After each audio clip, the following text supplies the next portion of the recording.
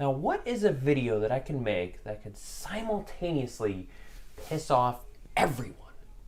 You know, with not much going on. Seeing MLS Extra Time post their Mount Rushmore series for every team got me feeling nostalgic.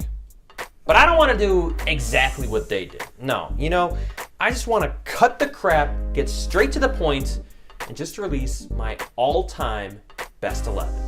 Now, the disclaimers. There's a lot of them, and you're probably not going to like them all, but I got to do it. Disclaimer 1. I am strictly looking at a player's MLS career. Kaká's Ballon d'Or means nothing. Tim Howard's World Cup heroics mean nothing. I am only talking about a player's time while in MLS. Disclaimer 2. Playoffs matter. This isn't just a regular season stats award. Stats are important, but so are trophies and awards. I have to include the postseason. I have to reward players accordingly. A game winner in MLS Cup has got to be worth a little bit more than just a regular season goal. Disclaimer 3. Every era is treated equally. Since we can't actually go back and simulate the 90s versus today, I have to treat all eras as if it was the same competition. Disclaimer 4. Probably gonna get the most hate for this one, but longevity matters. In other words, an amazing career is worth more than an amazing season. Example, Carlos Vela had the best MLS season of all time. 34 goals, 15 assists in just 31 games. Like, that is straight up video game numbers. But he's not on my all-time best 11. I mean, he's only played 2 full seasons. In the grand scheme of things, on the field, he just hasn't been around long enough to make as big of an impact as others. Okay, that's it for the disclaimers. Now, before I get started, remember, if you're a fan of MLS or just curious to find out more about the league, please subscribe and let me know what you want to see a video on next. Okay, goalkeeper. Tough position to start off with because there's a lot of guys that have been around for a long time who have been really good. But the first name that jumps to mind has got to be Nick Rimando. He's had some of the best playoff performances ever. I mean, Seattle 2012, that was insane. Go ahead, look it up if you haven't seen it yet. He's also won 2 MLS Cups with 2 different teams, and he was the hero in the 09 Cup, making 2 saves in the penalty kick shootout. The only thing that can be used against Nick Rimando is the fact that he has never won MLS Goalkeeper of the Year, and therefore has never been named to an MLS Best 11, which is crazy to think about, just considering how consistently good he was throughout his career and for how long his career actually was. And that makes me ask, can I really pick someone for an all-time best 11 if they've never even made a single season best 11 once in their career? Yes. It almost seems like Rimando was always nominated, just came up a little short every time. Like there was always just 1 or 2 guys that had slightly better stats than him. A shout out Tony Meola, the only keeper ever to win MVP. Kevin Hartman and Matt Reese, those guys are all-timers. And I also like some of the newer guys, like Fry, Melia, and Hamid. Although, I don't know if those 3 have played quite long enough to warrant an all-time best 11 selection. I gotta give it to Rimando, though. The most accomplished keeper in league history. It's gotta count for something. All right, defenders, 3 of them. The first one should be on everyone's list, and that's Chad Marshall. The only player ever to win Defender of the Year 3 times. He's also been a Best 11 selection 4 times. In MLS Cup 08, he scored the game winner. In MLS Cup 2016, his Seattle Sounders kept a shutout for the whole 120 minutes. I mean, he was the lockdown defender in this league for well over a decade. And he did it for 2 teams, the Crew and the Sounders. Chad Marshall, someone who I think the Defender of the Year award will eventually be named after him. Easy choice for all-time best 11. Second defender, going a little old school on this one, Eddie Pope. Yeah, I know. The first thing most people think about with Eddie Pope is the golden goal in the first ever MLS Cup in '96. But he was so much more than that. Defender of the Year in '97 and earning another Best 11 nod in '98. I mean, him and Jeff Agus, really were just an unfair combination for everyone going up against them in the 90s. And those two were a huge part of the first ever dynasty in MLS. Now, Eddie Pope did suffer a couple injuries in his last couple years in DC, and you have to wonder, if he did stay healthy, could the DC dynasty have lasted even longer than it did? When he was traded to the Metro Stars in 2003, Eddie Pope was considered to be on his last legs. He was considered to be past his prime. And yet, in his 2 seasons in New York/New Jersey, he was named to the MLS Best 11. Meaning that even when he was an old guy, Eddie Pope was still a stud. All right, my pick for the last defender. How about the current Colorado Rapids head coach, Robin Fraser? Another tough one to pick because he has a lot of individual accolades. 2-time MLS Defender of the Year, 5-time MLS Best 11, but he never won an MLS Cup. We could thank Eddie Pope in DC for ruining both of his chances. Now, I already talked about the 99 MLS Cup, but to summarize that video, Robin Fraser was the MLS Defender of the Year in 99, and in the Cup final, he was injured just 11 minutes into the match. Both the goals that the Galaxy conceded came off absolute blunders by both the defense and the goalkeeper. Now, I am convinced that if Robin Fraser doesn't leave the game, those mistakes just don't happen. For as good as DC United was in 1999, the LA Galaxy could have won that game. So for that reason, I do have a hard time penalizing Robin Fraser for never winning an MLS Cup. Also, similar to Eddie Pope, the fact that Fraser won Defender of the Year near the end of his career solidifies that even when he wasn't in his prime, he was still a beast. Not feel bad for leaving off guys like Jimmy Conrad and Omar Gonzalez, Bobby Boswell, Ike Opara, but in my opinion, Robin Fraser just doesn't get nearly enough love in this league, so I had to put him on. Moving on, midfielders, 4 of them. The first one, it's Donovan. Yeah, I know, some of you guys hate him, especially for his Galaxy days, but let's not be silly here. He's the most accomplished player in MLS history. The only 6-time MLS Cup champion. The only 7-time Best 11 selection. Second all-time in goals, most assists in league history, most playoff goals in league history. I mean, the freaking MVP award is named after him. He's had more iconic moments than anyone else. And I know he's been a Best 11 listed as a striker before, but in MLS, most of his Best 11s have come as a mid. I know some of you guys want to mark him down for not playing in Europe a little bit longer and for taking a sabbatical near the end of his career, but for the purpose of this video, that's all besides the point. Okay, is Landon Donovan the best player ever to play in MLS? No, but I would say he's the most important, and he's the most accomplished player ever to play in this league. Yeah, you can make arguments for every selection on this Best 11, except for Chad Marshall and Landon Donovan. If you don't have those two in your Best 11, I'm sorry, but I just can't take you seriously. Second midfielder, gotta go with DDR, Dwayne De Rosario. And I'll just come right out now and say it, on the record, Dwayne De Rosario is my favorite MLS player of all time. Does that mean that maybe a little bit of bias went into this pick?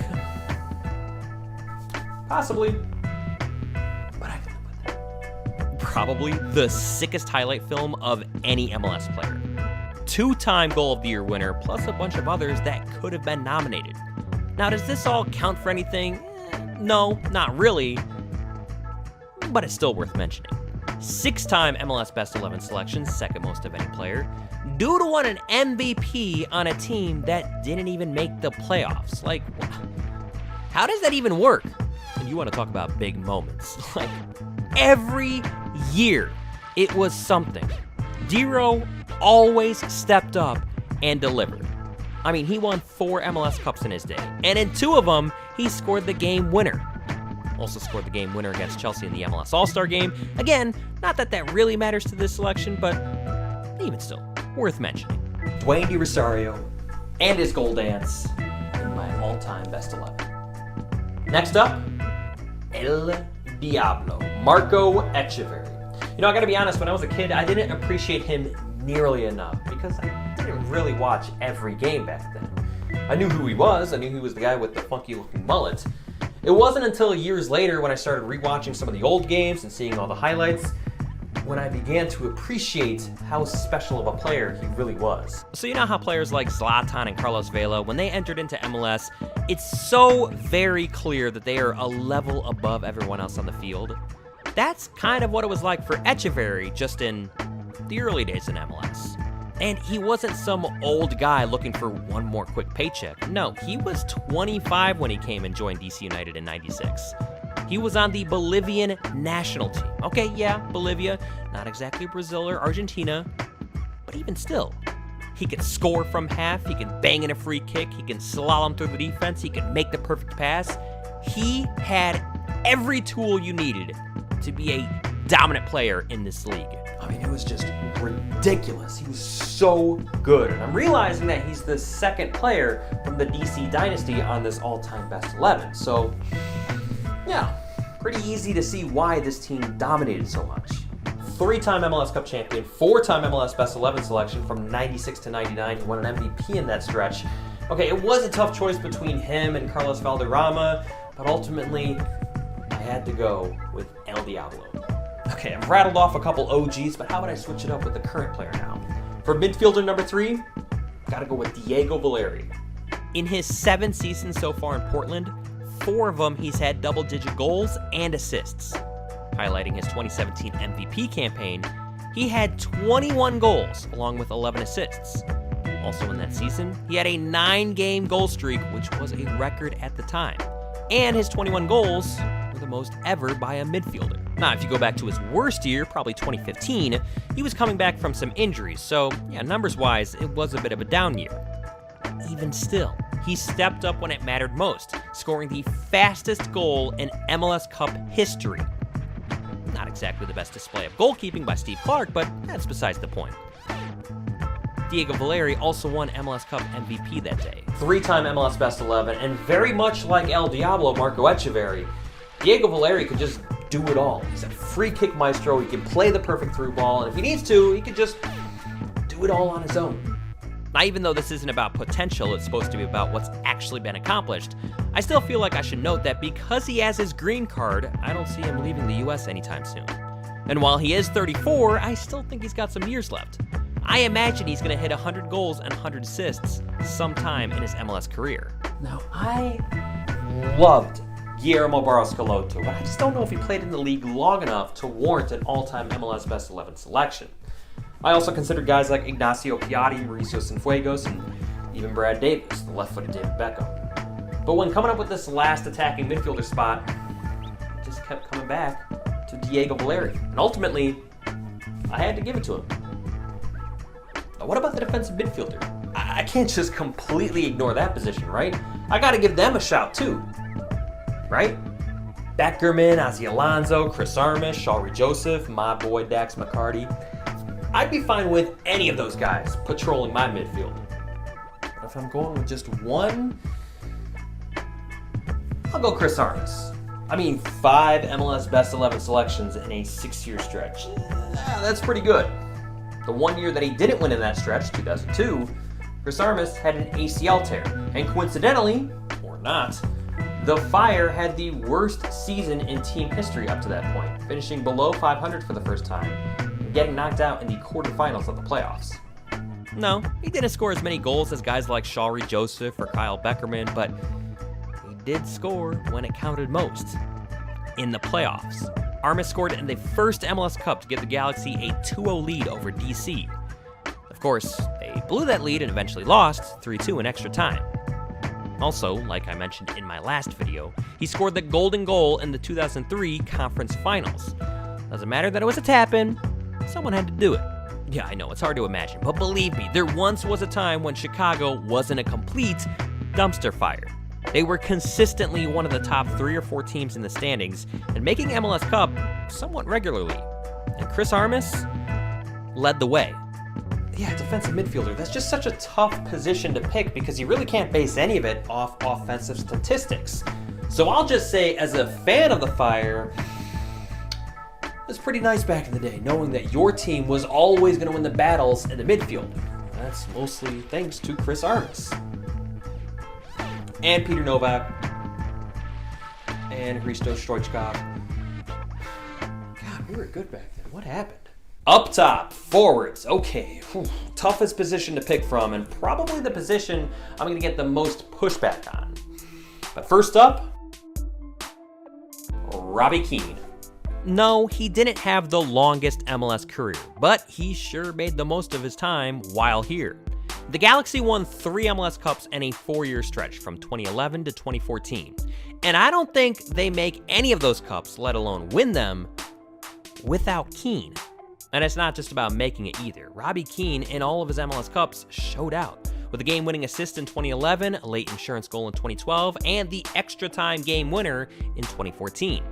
He was the missing piece that put the Galaxy over the top. I know there are guys that have played longer than Keane. I know there are guys that have scored more goals than Robbie Keane, but not a lot of guys have a better goal-to-game ratio than Robbie Keane. He scored 83 times in 125 matches, not including the playoffs. Do the math, that's about 66% of the time Robbie Keane is scoring at least a goal, which is way higher right now than anyone currently in the top 10 all-time goal scorers in this league.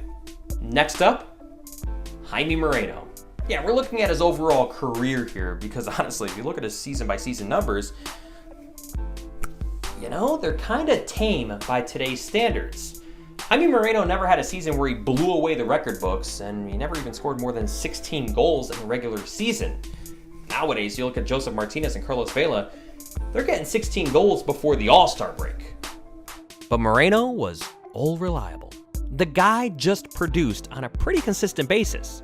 You knew he was going to give you around 10 goals and around 10 assists a season. And while those numbers usually don't equate to MVP awards, apparently it does equate to rings. He was a part of all 4 DC championships. Well, mostly the last 3, even still. I know, he's not the most electric player on the field. In fact, he's the type of player you watch and say, I could do that. But that's what makes him so good. He made it look so easy. When you're a striker and you have 100 career goals and 100 career assists, you're doing something right. There's a reason Landon Donovan is the only other player in league history to be a part of the 100-100 club. I mean, that number alone, 100 goals, 100 assists, that pretty much solidifies Jaime Moreno's spot in the all-time best 11. Last forward. Okay. The reason it took so long to get this video out was 1, because I'm lazy because I got a late start, but 2, because it took me so long to pick this 11th guy. Like, I had the entire script typed out minus this last forward. I literally debated with myself who I wanted in this spot for 3 days. So let me just run through the list real quick of all the guys that just missed the cut. Jason Kreis, Ante Razov, Kai Kamara, all really good, but not quite all-time best 11 good. Sebastian Giovinco, one of the most electric players in league history. I still watch his MLS highlight film to this day. I just don't know if he played quite long enough to be on this all-time best 11. Same deal with Josef Martinez. I mean, if this guy keeps playing in this league, and if he keeps producing how he's producing, he will easily be on the all-time best 11. But for now, after just 3 years in the league, I can't quite put Josef Martinez on this list. Wando. God, I love Chris Wondolowski. He's one of my all-time favorites. I made a whole video on him. He is a MLS legend, all-time goal-scoring champion in this league. But he really hasn't done all that much in the playoffs. Not counting his days with the Houston Dynamo, Chris Wondolowski has 1 playoff series win back in 2010 against the Red Bulls. And everyone beats the Red Bulls in the playoffs. No offense, guys. The last 2 that I'm stuck between is BWP and Twellman. Bradley Wright Phillips has been a stud in this league, minus his first year with the Red Bulls and minus his last year with the Red Bulls. He's the fastest guy to 100 goals in this league. He's at a 27-goal season, a 24-goal season, and while he does not have an MVP to his name, for the record, I would have given it to him in 2016. And now Twellman. another lethal finisher, an absolute goal machine for his team. His goals per game is actually now higher than Bradley Wright Phillips, but that's mostly due to BWP's lackluster last season. Where Twellman has the edge is the playoff performances. Yeah, I know. The Revolution lost all 4 MLS Cups with Twellman, including 3 in a row from 05 to 07. But that's not on Twellman. He scored an extra time in 06, only for his team to give up the equalizer seconds later. And in 07, he scored the first goal in that final as well, before his team surrendered too, and eventually lost the game. There's also other big-time playoff goals, something about a bicycle kick, whatever, we don't need to relive that one, I already talked about it last time. BWP has slightly better numbers in terms of goals in the regular season, but Twellman has this slight edge when it comes to big moments. I gotta give it to Twellman. I mean, it's close. The margin is like razor thin between Twellman and BWP. Probably wouldn't have been as close if Taylor Twellman's career wasn't cut short due to injuries. But in the 2000s, no one was better, no one was more consistent than TT.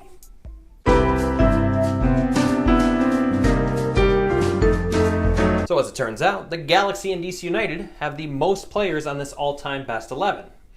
Makes sense in my opinion, given these two teams have the most MLS Cups.